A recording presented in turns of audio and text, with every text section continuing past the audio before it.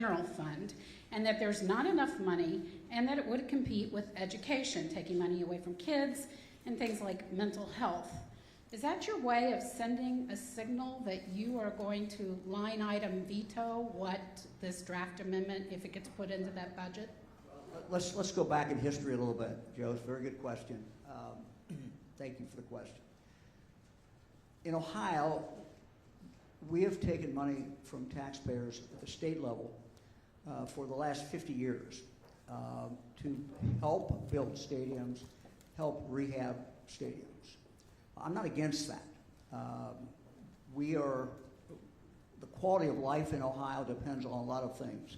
We're proud of the theaters that we have. We're proud of the museums we have. The art that we have. We're also proud of our sports teams. And if you take not just the major league teams, but the minor league teams, virtually every area of the state has a team close to them that helps improve the quality of life. And to be competitive with other states, I think it's fine that we put some money in there. But this is not just a question about the Browns. It's a question about every other stadium. We're seeing more professional sports, which is a good thing. I think we're going to see women's soccer maybe come into Cleveland, maybe come into Cincinnati, and we've got other ones. So if you look at the next 10 to 20 years, there's going to be a lot of, let's say, demand on the state budget for this. I don't think we can afford to continue to go into the general fund of our budget and take this money. This money directly competes against education. It directly competes against mental health, drug addiction, all of these things that we need money to try to help people. Our ultimate goal, as many of you have heard me say, is for every Ohioan to live up to their God-given potential. And to do that, we have to remove barriers, such as mental health barriers, and we have to focus on education. So what's the solution? I think there's a pretty easy solution, frankly. And it is, and I'll give you a statistic, over 98% of sports gaming is online. Of that online gaming, 99.5% of the money goes to out-of-state gaming companies who don't employ anybody in the state of Ohio, who don't give anything to the economy of Ohio, and all they do is take it out. Now, what they're doing is perfectly legal.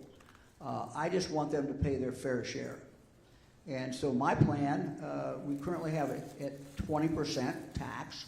That money basically goes to education. I would leave that alone.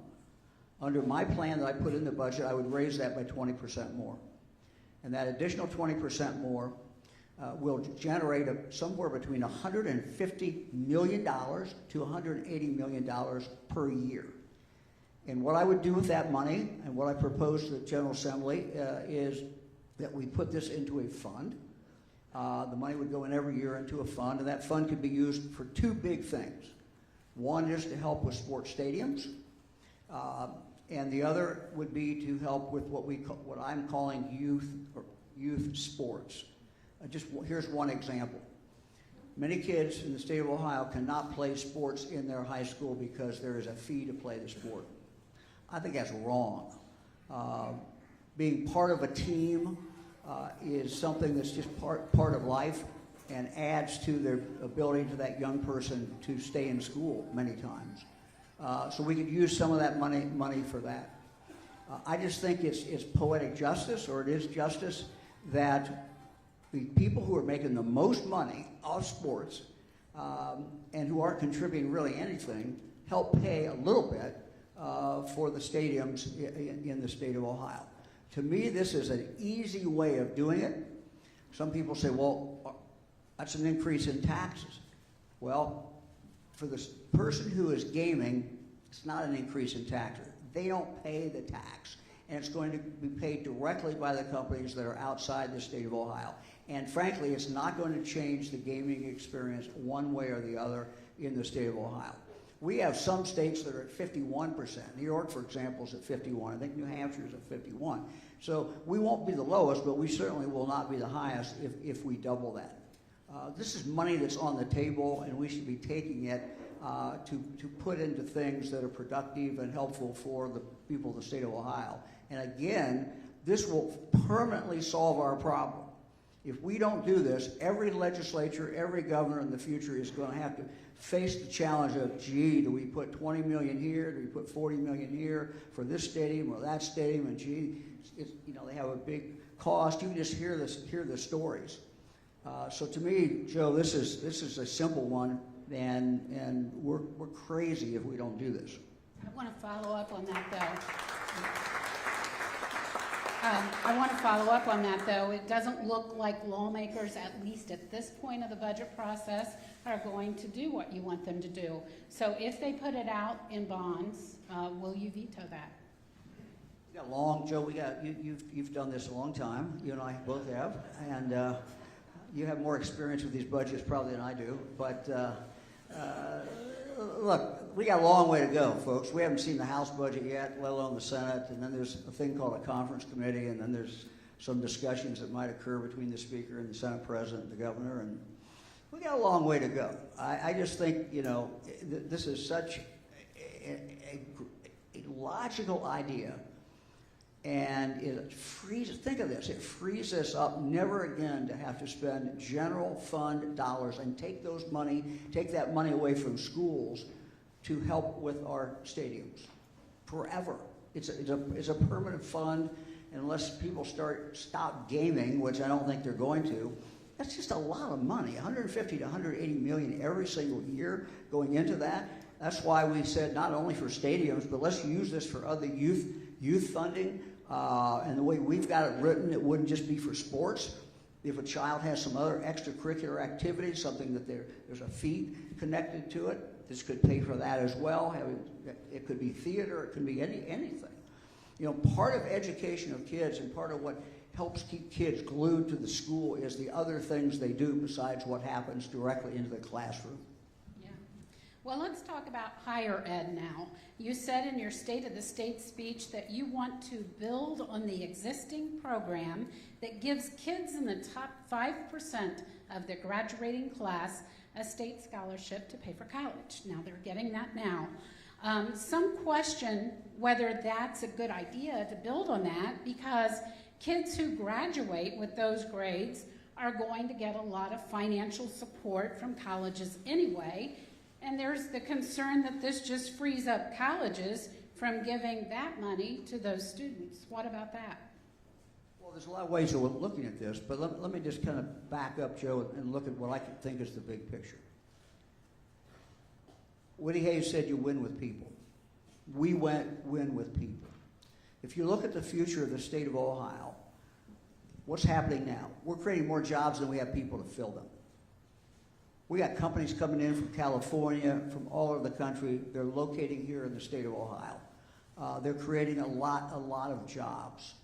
Our biggest challenge is to make sure we have people to fill those positions. We will move forward as a state if we can keep our best people here, are people who want to work, people who want to be creative, and at the same time attract people from other states. Now, because we have the jobs, we're going to create and attract people from other states. We want to keep our top kids in the state of Ohio. And here's what the statistics are. Prior to our putting this in the budget, we were getting somewhere, I think, between 60% of these, around 65% of these kids who were the top 5% were staying in the state of Ohio. We changed that and gave an incentive of $5,000, and it's $5,000, and you can pick your school in the state of Ohio. Any school in the state of Ohio, we give you $5,000, and we give it to you for 4 straight years.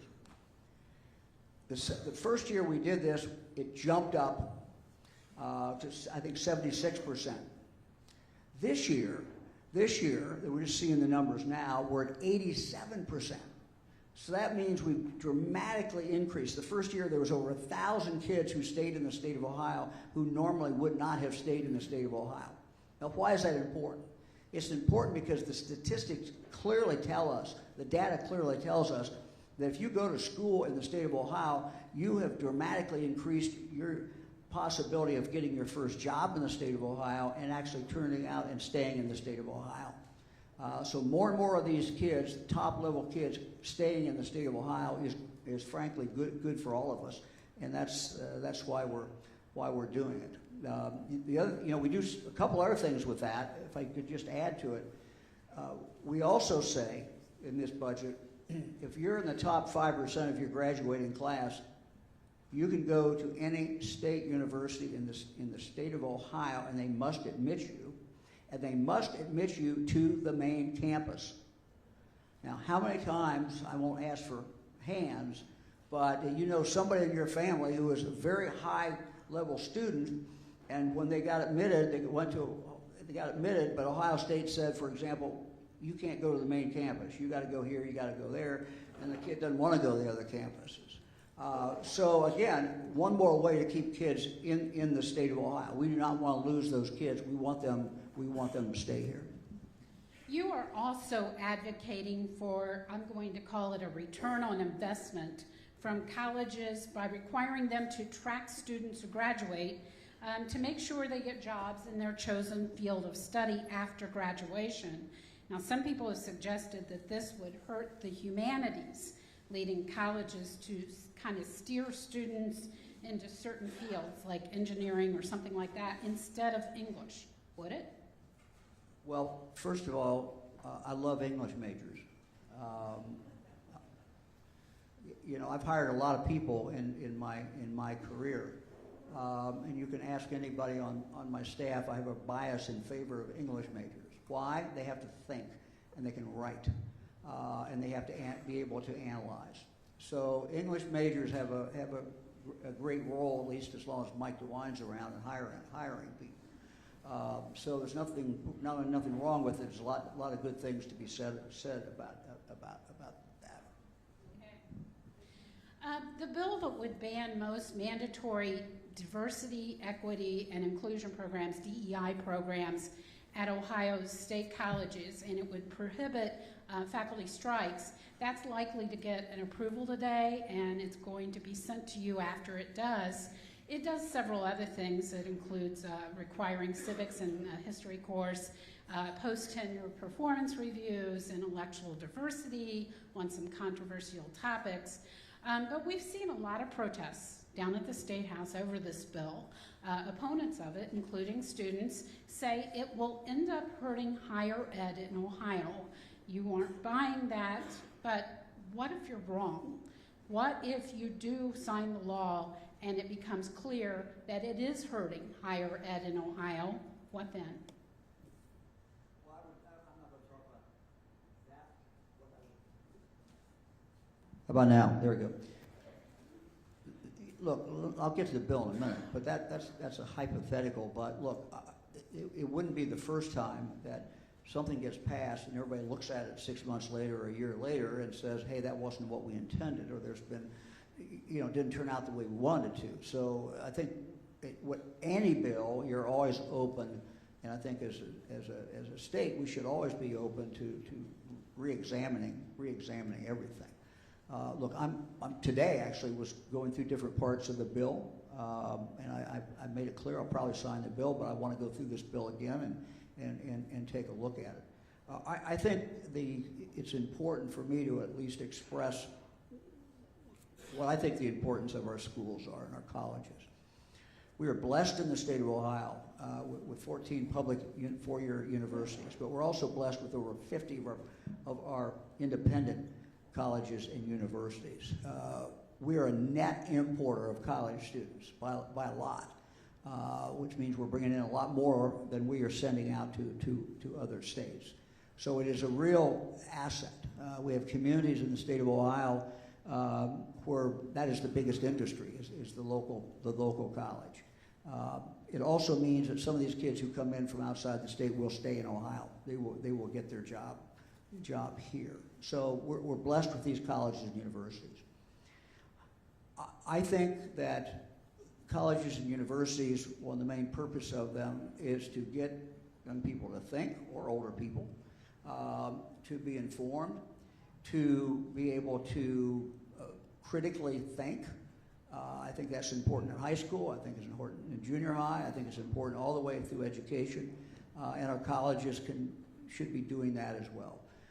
That means that there will be diverse points of view expressed in a classroom, over the lunch table, and I think those are things that absolutely must be encouraged. Now, one of the goals of this bill is to make sure that we do everything that we can so that a student feels free to express their point of view, whether that be in a classroom or whether that be someplace else on campus. That should be part of what we're doing in higher education.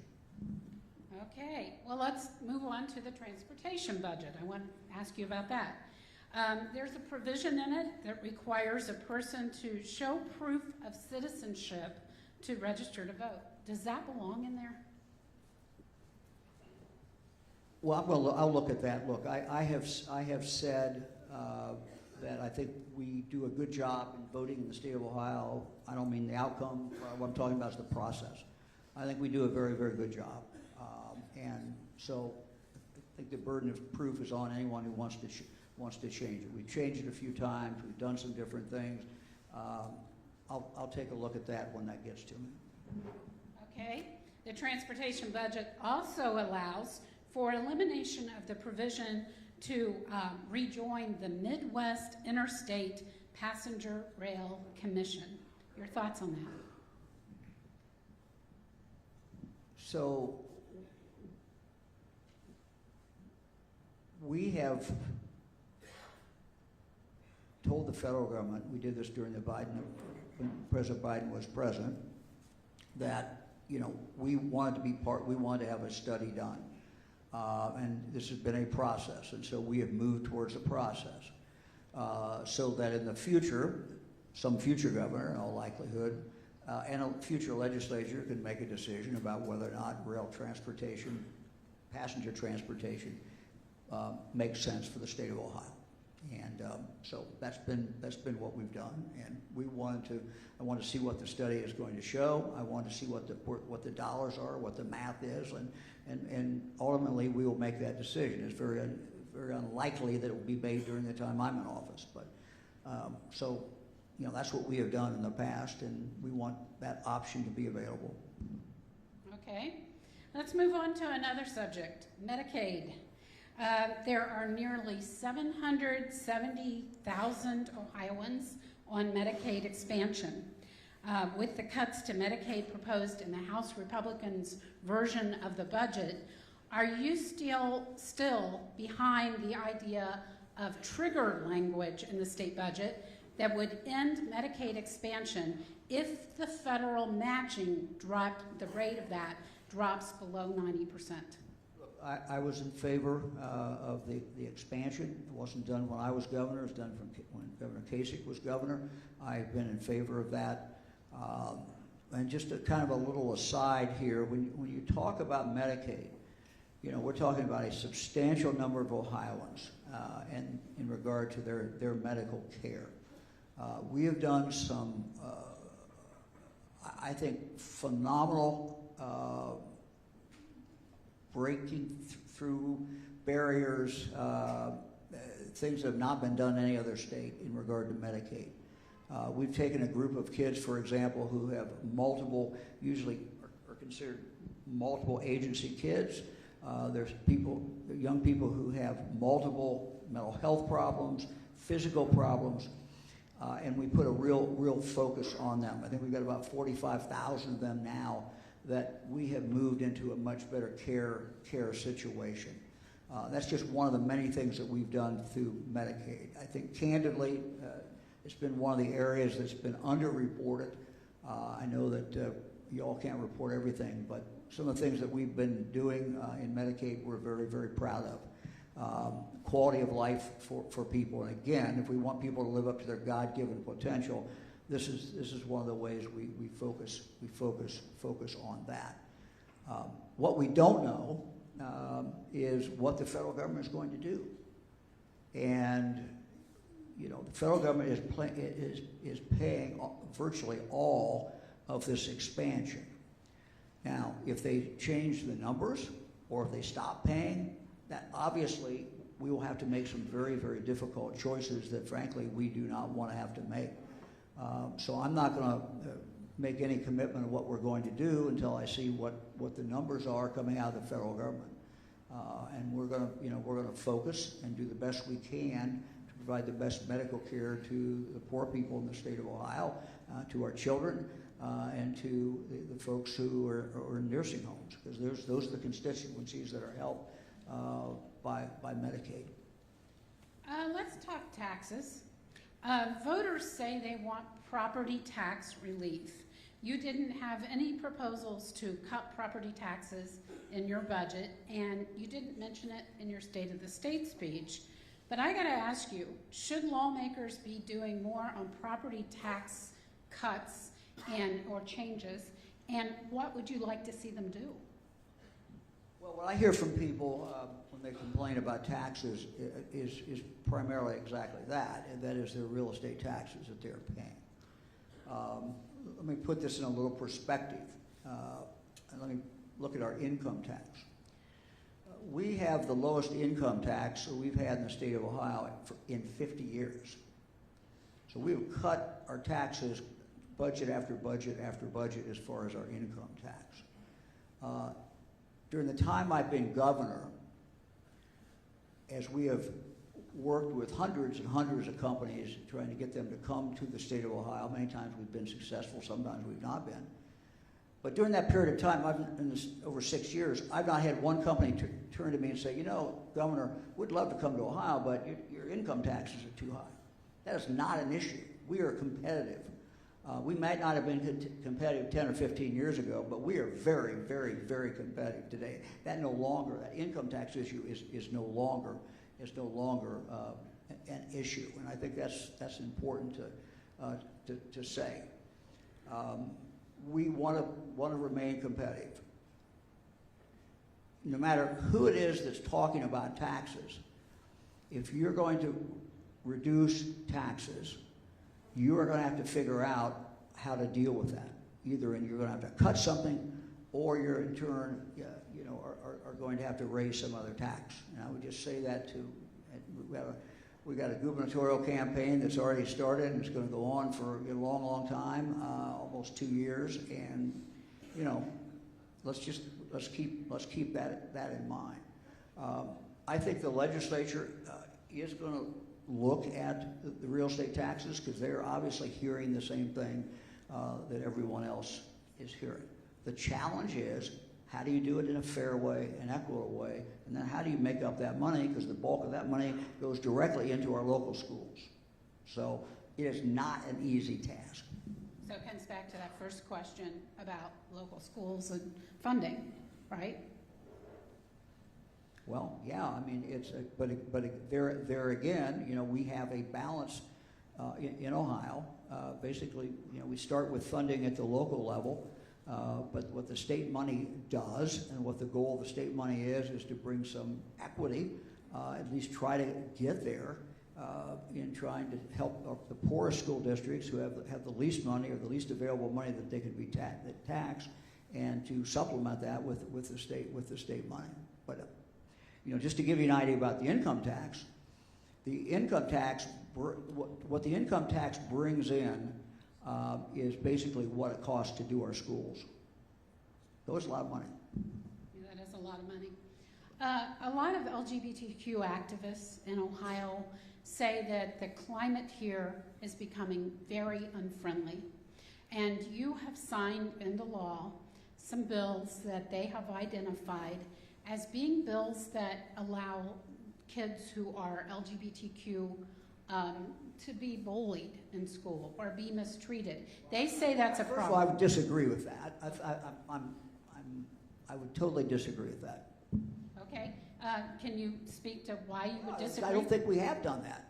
I don't think, look, you go back and look at everything that I have said as governor, State of the State speeches, at other times. This should be a welcoming state we want everybody to come to Ohio and feel welcome in the state of Ohio. Do you think that there's an anti-LGBTQ climate in Ohio? No, but I think it's important for all of us who are in public office to speak out about that, and for all of us to continue to make it clear that this is a state that welcomes everyone. And we want you to come to the state of Ohio. We want you to feel welcome here. Okay, so I want to ask you about something that's happening right now, basically. We learned that there was a war chat talk. There was, at the federal level, there was a war chat talk about the Houthis. Yeah, I think I've heard about that. I'm sure you have. And it was on Signal. A lot of the defense people, Vice President J.D. Vance, people were on this chat talk on Signal, and it was giving away war plans for how to go against the Houthis. But there was also a journalist on there, and he realized after there had been some actions taken that, wait a minute, I probably shouldn't be on this, and he did make it known, but that was after a lot of things had been planned. You were in the Senate, you've dealt with this issue of security in the armed forces. Let me ask you, is that a security issue, and what do you think should be done? Well, first of all, you're right. I was in the Senate for 12 years. 11 of those years I was on the Senate Intelligence Committee. So I have some knowledge in that. I think we're very, very fortunate that the journalist did not disclose the particular facts, that if they had been disclosed in real time, at least from what we know now, if they'd been disclosed, the story at least we know about, if they'd been disclosed in real time, that certainly could have threatened U.S. forces who were involved in that activity. So I think it's a very, very good thing that he did not do that. Look, I think the facts are going to continue to come out over the next several days, and I'm not sure that I can particularly add to the facts. We're all waiting I don't have a security clearance anymore, so I'm not getting any more facts than anybody else is. And so let's just see, what comes out. But obviously, it's a very concerning situation. Let me ask you about tariffs. There's a lot of talk right now. The wrong guy. I'm not John Houston. But I'm not Bernie Moreno. But I'm Mike DeWine. I have enough to worry about here. But I want to ask you about the state's response. I don't have to have an opinion about everything that the president does or Congress does. But does the state have a role in helping Ohio's farmers who are dealing with tariffs and are fearful that they're going to lose a lot because of tariffs? I mean, where does the state come into that? Joe, the tariffs are set by the president and set by Congress. Look, we know what the basic facts are. The basic facts are that, we are a major trader, Ohio is, with Canada and with Mexico, certainly more with Canada. But these are our two leading trade partners. And so whatever is done with tariffs, one way or the other, is going to have some impact, significant impact on the state of Ohio. Look, I think that at this point, we do not know the rest of the story. We do not know how this plays out. If the president is using the threat of tariffs or the imposition of tariffs to get a fair deal, and we end up with low tariffs, then I think that would be successful. If we end up on a trade war, that I don't think that's what anybody wants to see. So time will tell, and we'll see. Okay. I think I see Sophia giving me a hand gesture back there to let everyone know this. Governor, thank you for your comments, first of all. But we want to know, we want to let the audience and those of you watching at home know that it is the CMC's long-standing tradition to take audience questions. We'll move to the questions from our live stream and in-person audiences in a few minutes. If you do have a question, please make your way over to the microphone now. It's in the back there. And if you're watching online, please type your questions in the chat. But before we take audience questions, Governor, I have one more question for you. Some people on social media have conjectured that you would like to be appointed as the ambassador to the Vatican once your term is over. And I want to ask you, is that something you're angling for? Joe, I've been married 57, almost 58 years. I would like to continue to stay married.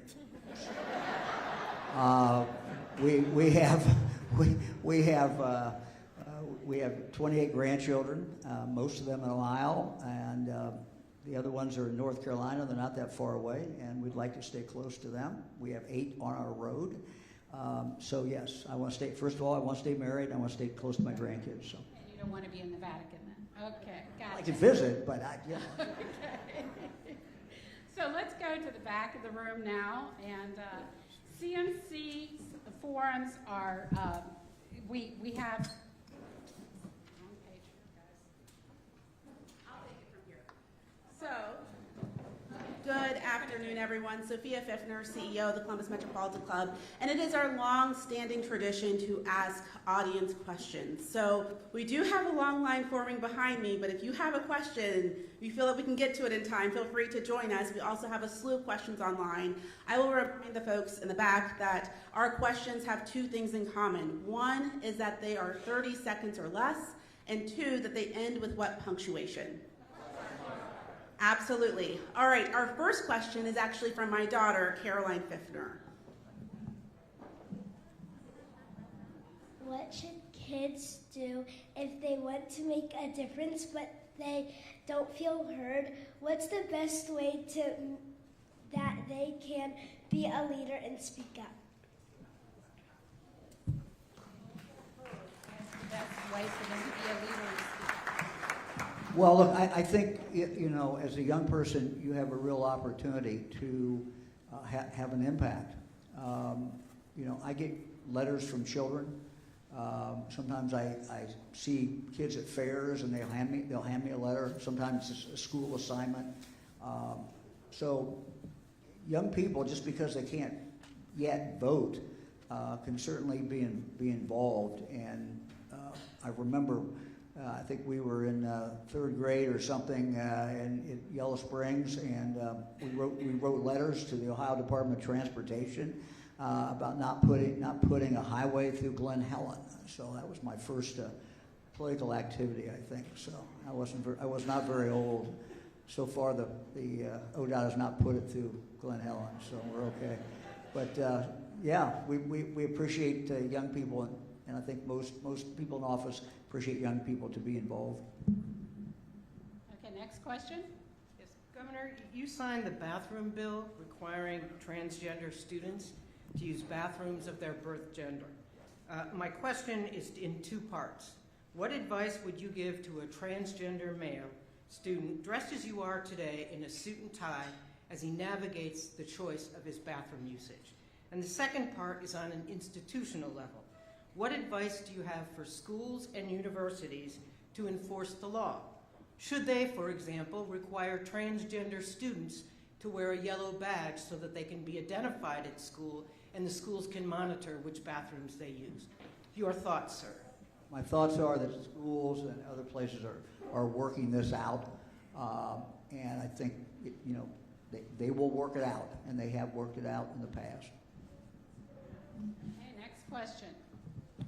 Thank you. I'm Bill Wayhoff with Steptoe and Johnson, and this is really a question for the First Lady, but you're the one here, Governor. I never speak for the First Lady. But. Speaking of literacy, the First Lady has emphasized getting books to every child in the state through the Dolly Parton Foundation. Can you make a comment about how successful that has been? Thank you. That's a good pitch. Thank you. Appreciate that.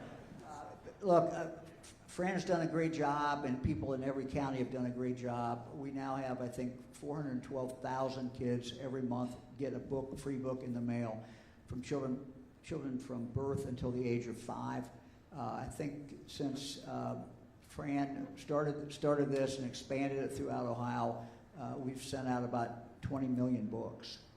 So very, very happy with where we are. 70% of the households that have a child under 5, 70% of those households are getting a book or books in the mail in Ohio every single month. But we need help, and one of the places we need help, frankly, is Franklin County. Our urban counties, we're doing okay, but we could do a lot better. And reaching more people and getting the children signed up. So if anyone can help in regard to that, basically, the legislature provides half the money. The other half money is raised locally in the local community. And what the local community does, whatever group is doing it, it varies by county, but they have two things that they do. One is sign kids up, and the other is to raise half the money that it costs for these books. But the signing up is just so very, very important. If you look at the different communities that we have within Franklin County or that we have within Cuyahoga County, in some of the communities we are not penetrating enough and not getting enough kids signed up. So there's always more work to do. We've made a lot of progress, but we still have a ways to go. Thank you very much. Okay, this next question comes from online. I'm going to combine two questions that are related. One is from Bradley Simpson, who asked, the federal government, CDC specifically, just yesterday cut $11 billion for state public health efforts.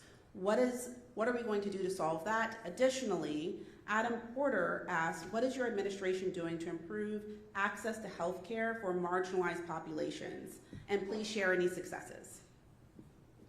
Well, I'll take the second one first, or maybe I'll do both of them. Look, every day we're trying to figure out where we are in regard to all kinds of federal dollars that come back to the state. And every one of the members of our cabinet, we've told them, you stay in touch with your counterpart in Washington, D.C., and let's see what that means. So this is certainly a work in progress. As far as access to health, one thing I mentioned was Medicaid. We've been very aggressive in regard to new programs and trying specifically to reach underserved populations who are legally entitled to Medicaid, but who we may not be reaching, or we may not be reaching in a comprehensive enough way. If you look at what we've done, particularly with young people who have mental health problems but have other challenges, we've been taking approaches that's a much more holistic approach to these young people, so that they might have 4 or 5 different agencies that are helping them. We've tried to pull them together, those agencies, and come up with a better way to deliver services. Something else that we've done, we have been encouraging and putting money into schools to have school-based clinics. And what we've found is that in underserved populations, in underserved areas of the state of Ohio, whether it's urban or whether it's rural, if you place a clinic in a school, that schools generally are the place of most comfort, where people feel good. They go there to see basketball games, they go there for parent-teacher conferences, and if you could have a clinic in that school, you're going to get more people. Many of these clinics serve not only children, but they've got another entrance where they can serve adults in that community. And we've really been able to expand that, and the budget that I presented will continue to expand that. Let me mention quickly something else. the state of Ohio's had a law for a long, long time that says that a eye screening has to be done early in elementary school. What we found is that of the children who have been found to need an eye exam, they've been screened and said, okay, now you need an eye exam, and maybe you need glasses, only 1/4 of them ever end up getting the actual eye exam. Only 1/4. So we have a very significant and I think bold plan contained in our budget to go out and start reaching these kids. And many times what will work is a mobile unit that literally goes up and pulls up to that school, and for a couple of days eye exams are being done. And then for the kids who need glasses, they get their glasses. They come back and they fit that child with glasses. We also have in the budget a pilot program. The eye is not pilot, but the next one is, and that is dental. And we have, frankly, kids in this state who aren't able to learn very well and who aren't able to function very well because they have very significant dental problems. And we are targeting the 7 or 8 highest counties that have the biggest problems and most underserved counties in regard to dental care. So these are things that we're doing to try to reach the underserved. Hi, thank you for being here. I'm Ryan Nieder. I'm a local realtor and small investor myself. And my question is twofold. You mentioned the property tax issue today, but you didn't really mention the housing crisis we have here in Columbus especially. Wanted to see what the budget has for home ownership, for local home ownership here in Columbus. And 2, wanted to see if there's ever been a proposal for a fee or a higher tax for out-of-state investors or ownership here to help offset some of the costs that we were talking about today. And it's also to help address the crisis as it's more competitive, as we have more out-of-state people here in Columbus looking to invest. And also, local investors tend to have a better care for the community and their churches as well. So just wanted to see if there's anything proposed for any other fees for out-of-state investors or anything like that. Thank you. Well, we're very open to other ideas, and happy to follow up with you or have you follow up with me. I can get you my card. I'll give you my email. Would like to hear more. We do have some provisions in this budget that help. One of the areas that we see some real problems is in rural areas as well. It's not only an urban problem, it's a rural part. For example, along the western side of the state of Ohio, northwest Ohio, got some very significant problems. We're not going to solve this problem ourselves. I mean, part of it, as you know, is an interest rate. We get interest rates down. People are going to be able to make that down payment. They're going to make that monthly payment. Banks are going to be more likely to loan money. The lending institution, whoever it is, more likely to do that. But we do have several provisions in this budget that are focused on that. I also know that the speaker is focused on this as well, and I think that they're going to come out with something out of the House focusing on it. But there's always work. There's always more work to do. Thank you. We have a few more online questions, and again, we have a lot of questions, so I'm going to try to combine these 2 questions. One is from Liza Paul, who asked, if the federal government decides to cut the funding for the Head Starts program, will the state pick it up?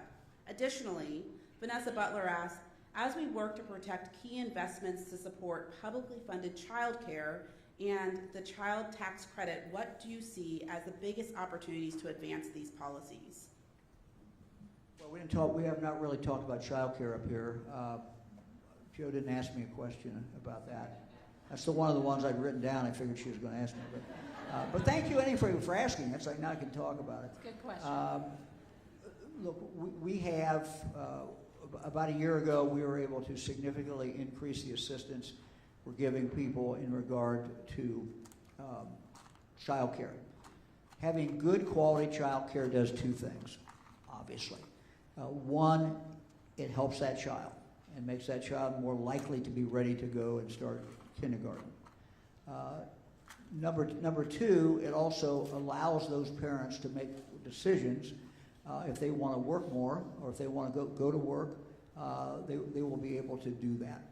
So we now, as of a year ago, we continue it in this budget. I think we added an additional over 5,000 families, over 7,000 kids who are getting subsidized child care. We've taken it up from, I think, 130% of poverty to 200% of poverty. That translates to a family of 4 at about $62,000. If they're under that, then they would qualify. So it's a big step. It's in the budget. We hope that the legislature will keep it in the budget. Something else that is, I think, related to that, that I do want to put a plug in for, and that is we provide in our budget for a tax credit of $1,000 for every child that you have who is under the age of 7. This will make a huge difference for some families. Families can use this money however they want. If both parents are working, for example, they may want to apply that money towards child care. Some people have said, well, that doesn't pay for the child care. No, it doesn't. But $1,000 is $1,000, and it will help. If one of the parents stays home, the other one goes work outside the home, then that money could be applied to groceries or it can be applied to anything. You know, where do we get this money? We get it by raising the tax on tobacco by $1.50. Still doesn't make Ohio the highest state. That money goes directly. It's almost a direct match. We take that money directly and we put it out and we go into these families. It is the only way we can fund it, frankly. There's just no other way in the budget unless we go out and create this money and that we will be able to fund it. But I think it will make a significant difference in the lives of a lot of families in the state of Ohio. I was reading a survey yesterday, and you know, there's a lot of factors that go into people's decision about children. But it was just interesting to me that the survey indicates that when you ask people how many children they want, it's up here, and then when you actually look at how many they have, it's down here. And you know, there's a lot of factors that go into that. And I'm not saying this is going to, you know, increase the population of Ohio or do anything. I just think it's the right thing to families. We want to be a state that is supportive of families and supportive of children. And this is the budget that I have presented is very supportive of families and very supportive of children.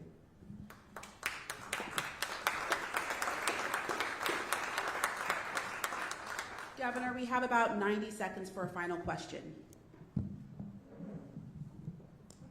My name is Will Petrick. I'm with Rise Together Innovation Institute. Thank you. I know in your State of the State you talked about in order for Ohio to reach its full potential that all of us need to do that. And 100% agree with that.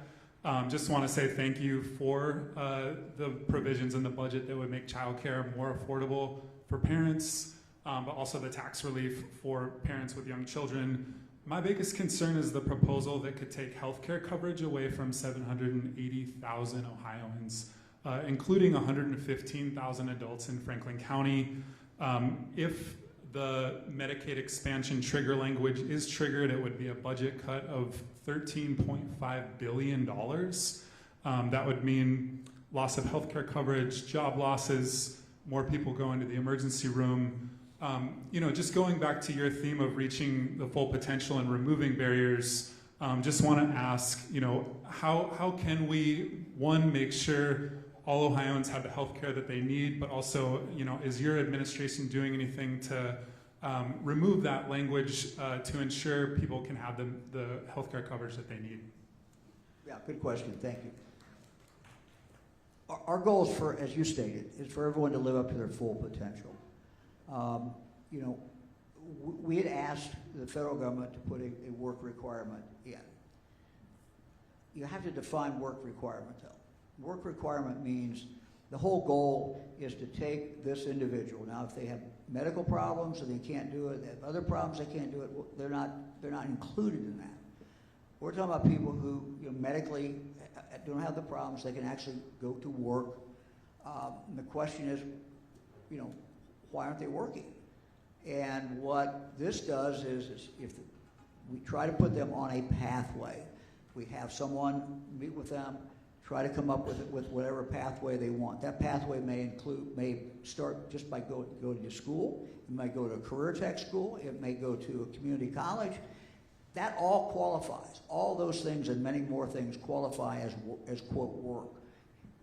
We shouldn't look at it so much as a work requirement and something that's punitive. That's not what we're talking about. What we're talking about is we want them to be part of society fully. We want them to be able to live and to be able to participate. And if we can help them do that, that's what we should be doing. And so that's what the goal is here at least. Thank you. Thanks. Well, Governor, I wish we had more time, but I'm getting wrap-up signal here, so we need to turn it over to Doug Buchanan for some concluding remarks. It's all you, Doug. Thank you very much. Governor, I think I speak for everyone when we say we appreciate you coming out and taking questions from your constituents. So how about another round of applause for Governor Mike DeWine.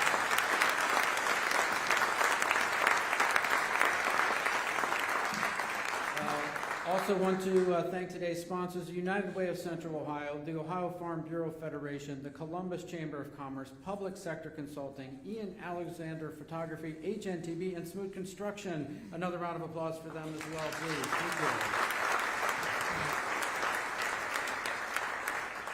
Please make plans to join us right here at the Ellis for next Wednesday's forum, Central Ohio Builds Big, which is featuring a panel of leaders unpacking some of our region's biggest construction and development projects.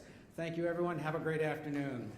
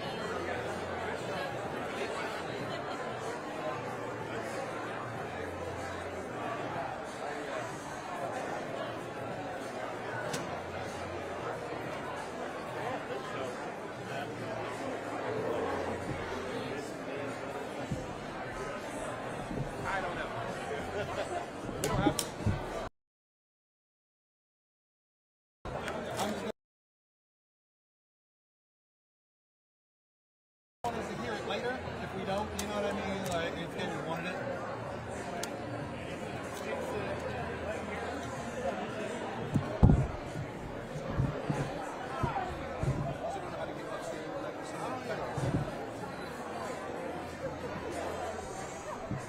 Yeah, well.